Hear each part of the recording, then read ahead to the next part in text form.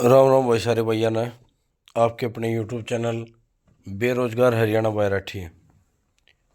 दोस्तों, सरकार ने यूपीएस स्कीम का जो नोटिफिकेशन था, यानी कि जो सरकारी गस्टेड नोटिस था, वो जारी कर दिया है। और उसमें बहुत सारी बात ऐसी थी जो अब तक केवल भाई एक सोशल मीडिया पर चल रही थी, लेकिन अब सब कुछ कंफर्म हो गया भाई। तो यूपीएस में क्या क्या बात ऐसी हैं, और भाई यूपीएस में नया की है, वो सब कुछ डिटेल में जानेंगे। हालांकि पीडीएफ बतेरी बड्डी है, वह ना तो सारी पढ़ने था एक काम की, मैंने पूरी देख ली भाई, वाह पूरी तरह एनालाइज कर लिया। जो आपके काम का चीज़ है, जो आपके काम की बात है, केवल उनके ऊपर जिक्र करेंगे। और टेंशन मत लियो, वो आध घंटे की 1 घंटे की वीडियो बनाएगा कोई फ़ायदा नहीं है। एक एक लाइन पढ़ के भाई हम भी कर सके हैं, लेकिन नहीं, केवल जो 15-20 बात है इसमें नोटिस करने की, उन कोशिश करेंगे बताने की। तो आ जाओ भाई वे डिटेल में। और भैया अपने ग्रुप है बेरोजगार हरियाणा बायराठी नाम था, और पटवारी फैमिली 2024 जेबीटी वाले साथी हरियाणा जेबीटी रजिस्ट्रेशन ग्रुप के नाम था। तो जो भी है, इन भाई लिंक कर लो ज्वाइन, नीचे डिस्क्रिप्शन में पा जाएंगे, क्योंकि सब कुछ है जो ऑफिशियल नोटिफिकेशन है वो इस ग्रुप पर मिल जाएंगे।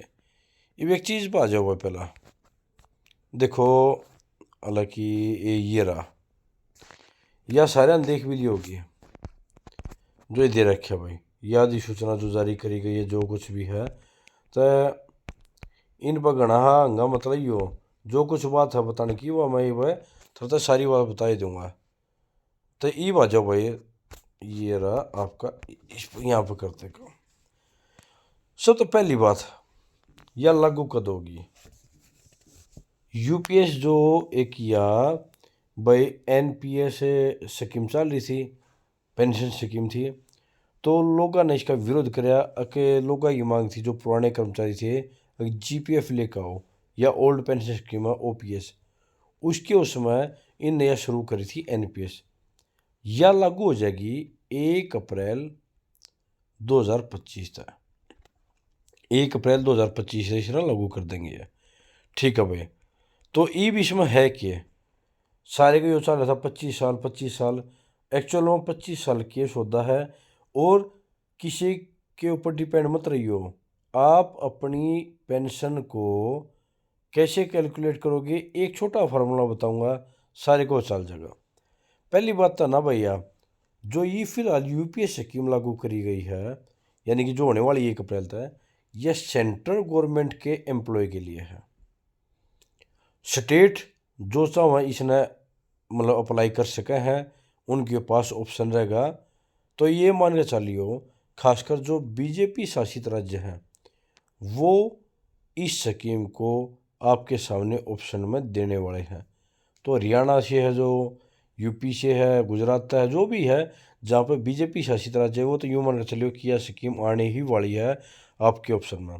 हालांकि वो और भी हैं, वो भी चल लेट सेट लेकर आऊँगे। तो यह माने चलो भाई कि सबसे पहले जिसने यह यूपीएस स्कीम लागू करनी है, तो पहली शर्त यह है उसकी कम से कम 10 साल की सर्विस होनी चाहिए। कम से कम 10 साल की सर्विस। हालांकि हरियाणा का एग्जाम्पल ले लो, वह आदमी कम से कम 42 साल की उम्र में लग जाए, मतलब मैक्सिमम 42 साल की उम्र में लग जाए, फिर भी बाई चांस किसी कैटेगरी में उसने छूट छाट भी मिल गई, तो 45 साल तक वो लग जाए। 58 साल आपकी रिटायरमेंट की उम्र है, फिर भी उसके पास 13 साल तो रवा ही रवा है, तो उसको यूपीएस का फ़ायदा मिल सका है। तो 10 साल से कम सर्विस किसकी होगी भाई, या तो उसको बस ज़बरदस्ती रिटायरमेंट कर दिया गया हो, या भाई उसको डिसमिस कर दिया गया हो, या भाई वो रिजाइन दे गया हो। तो कम से कम 10 साल की सर्विस होनी जरूरी है, तो यह चीज़ लागू होगी। दूसरा बात भाई, अगर कोई बता दिया भाई भ्रष्ट कर्मचारी है, या जिसको ज़बरदस्ती रिटायरमेंट दे दिया, इस प्रकार की कोई घटना होगी तो उनके ऊपर यह यूपीएस स्कीम लागू नहीं होगी। हाँ, अगर कोई खुद रिटायरमेंट लेना चाहे 10 साल तक पहला तो भी नहीं होगी। 10 साल तक पहला रिटायरमेंट वाले को भी नहीं मिलेगी। उसको बोलते हैं एक तरह से स्वैच्छिक, यानी कि वॉलंटरी रिटायरमेंट है। उसके लिए भी 25 साल ही सर्विस होनी जरूरी है। 25 साल के बाद यानी कि आपकी सर्विस के 25 साल हो जाए और आप वॉलंटरी रिटायरमेंट लेते हो तो आपका यूपीएस का फुल फायदा मिलेगा अपना। अच्छा भाई, फिर है वे मैंने बता दिया वकील पर लागू नहीं होगी। किसी को हटा दे, डिसमिस कर दिए, रिजाइन करवा दे, उनके ऊपर नहीं होगी। फिर आओ भाई कि आपकी जो पेंशन है वो कैसे कैलकुलेट होगी, कैसे कैलकुलेट होगी। ई बाजो भाई मान के चलो आप 2025 के 31 दिसंबर को रिटायरमेंट होने वाले हो, एग्जाम्पल के तौर पर 31 दिसंबर को, यानी कि जिस दिन आप रिटायरमेंट हो रहे हो भाई, कोई बीच में भी उसका 31 अगस्त में भी हो जाए या भाई 30 जून में भी हो जाए, कभी भी उसका है, जिस दिन आप रिटायरमेंट हो रहे हो उस तक 1 साल पहला की सैलरी उठा लो भाई। बाई चांस मैंने एग्जाम्पल ले लिया 31 दिसंबर 2025 का, तो आपकी 1 दिसंबर तक 31 दिसंबर 2025 की जो सैलरी है उस सैलरी का जो भी बेसिक है यानी कि तरह है उसका मतलब एवरेज निकाल लो भाई। जो भी आपका एवरेज आ गया भाई, फिर बता रहा हूँ 1 साल की सैलरी का एवरेज निकाल लो, निकाल लिया भाई एवरेज, ठीक है। उसका 50% जो भी होगा वो आपने क्या मिल जाएगा, वो आपकी पेंशन हो जाएगी। फिर बता रहा हूँ जो आपकी सैलरी है, सैलरी का आधा कर दो, वो आपका मोटा मोटा एक तरीका आता है। हालांकि इसमें डीए भी जोड़ेगा, वो जो फार्मूला बताऊंगा ना भाई, वो जो बताऊंगा, ये आपका मोटा मोटा की है आपकी पेंशन हो जाएगी। फिर भाई बाई चांस कोई 25 साल से कम भाई किसी की सर्विस रही हो, बहुत सारे का जवाब क्वेश्चन है, बहुत सबका। भाई मान के चलो किसी की भाई 42 साल की उम्र में नौकरी लगी हरियाणा में, ये वे 58 साल की उम्र में रिटायरमेंट है, 16 साल नौकरी कर पाओगा तो क्या करे। ऐसा कोई भी कर्मचारी जिसकी 25 साल से कम सर्विस हो तो फिर भी उसका क्या है भाई, एक निश्चित अनुपात इन्हें तय कर रखा है। वो किस बेस पर करेंगे वो सब कुछ है, एक फार्मूला जो लास्ट में बताऊंगा ना भाई, उसमें आप निकाल लेना, ठीक है भाई। फिर क्या है भाई, इतना है 10 साल से ज़्यादा होनी चाहिए। एक चीज़ और है, कितनी भी कम हो आपकी, कितनी भी कम, 10,000 रुपये तो आपको कम से कम मिलेगी। 10,000 रुपये तो मिलनी ही मिलनी है, चाहे कुछ भी हो। फिर आ जाओ भाई, भाई फिर हाँ, 1 मिनट के लिए मान के चलो कि आपकी, मान के चलिए भाई आपकी, आपने यूपीएससी ले रखा है, ठीक है भाई, आपकी सारी शर्त भी पूरी हो रही है, चलो ये बात मान ली, आपकी उस टाइम पर डेथ हो जाती है तो आपका जो लीगल वारिस होगा, आपकी पत्नी है या आपके बच्चे हैं जो भी है, उसको सैलरी कितनी मिलेगी। ये पॉइंट भी है भाई जो यूपीएस के नोटिफिकेशन हमारी डिटेल में, इस बार कुछ नहीं बता रहा भाई। मान के चलिए आपकी उस टाइम पर 1 लाख रुपये तनख्वाह थी और अगर आप रिटायरमेंट होते तो सीधी बात है भाई 50,000 रुपये आपकी पेंशन बनती है। हालांकि थोड़ी 2-4 हज़ार रुपये ज़्यादा बढ़ेगी, उस चीज़ में ये मत पड़ियो, एक मोटा मोटा हिसाब देख लो। अगर आपकी उस टाइम पे 1 लाख रुपये सैलरी होती तो आपकी पेंशन कितनी बनती, 50,000 रुपये। अगर आप जिंदा होते तो बाई चांस आपकी डेथ हो जाती है तो आपकी जो ये 50,000 रुपये सैलरी पेंशन बननी थी ना, 50,000 रुपये, इसका 60% काट दो भाई, यानी कि 30,000 रुपये पेंशन आपके परिवार को मिलेगी। यानी कि जो पेंशन आप मिलनी थी उसका 60% आपके परिवार को पेंशन मिलेगी बाद में, अगर आपकी इनकेस डेथ हो जाती है तो। अच्छा भाई, ये भी चीज़ है भाई, बाई चांस आपके हो गया भैया, चीज़ क्लियर हो गई होगी कि आपकी पेंशन का 60% की है आपने डेथ के बाद आपके परिवार को पेंशन मिलेगी।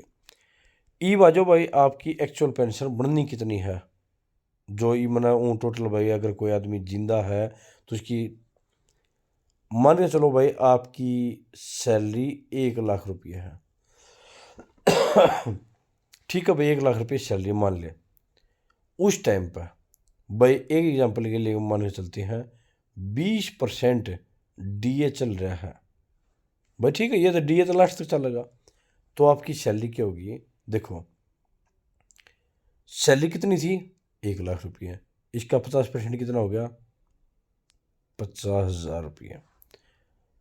जो या 50,000 रुपये ना, एक तरीका था यो मानियो आपका बेसिक हो गया।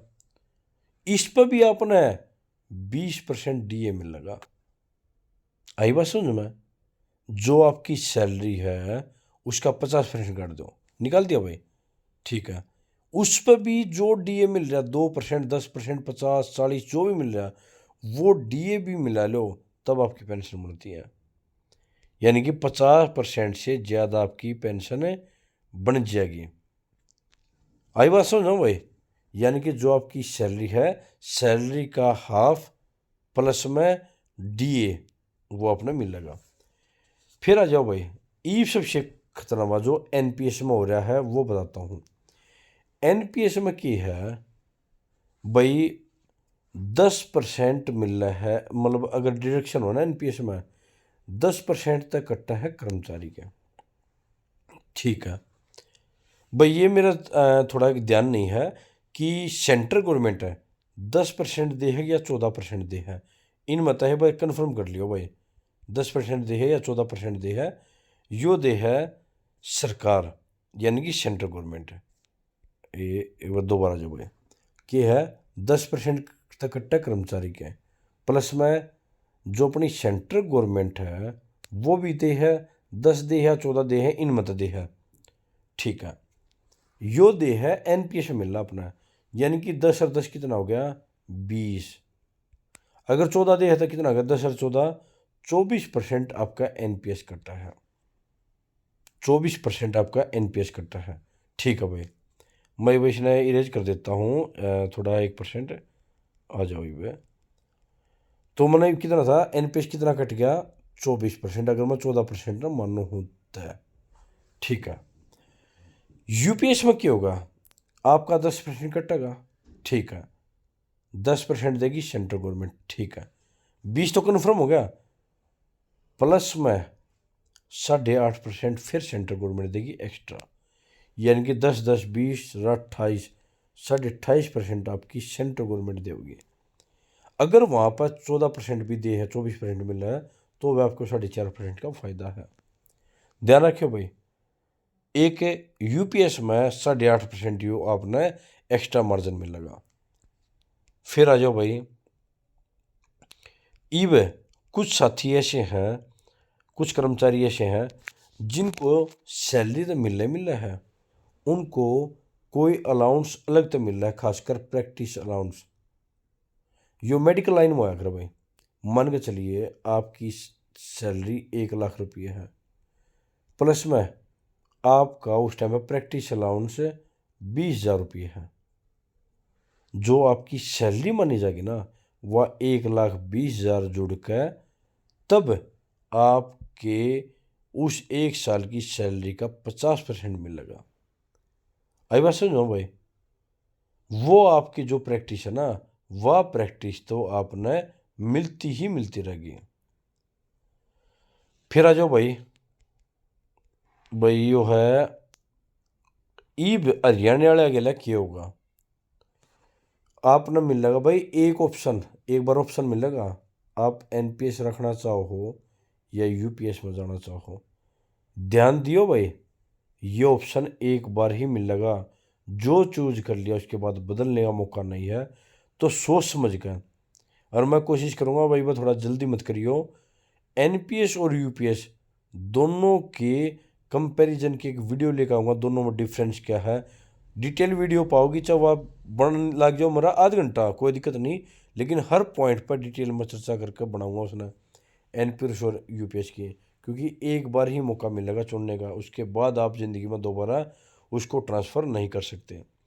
ई बाजाओ को भाई नो कहते मेरा तो एनपीएस पहला खुल रहा है, तो कोई बात नहीं, आप यूपीएस में जा सको हो, जो आपका पुराना नंबर है वो वहाँ पर ट्रांसफ़र हो जाएगा, उस चीज़ की दिक्कत मत लो, उसके लिए भी ऑप्शन रहेगा आपका।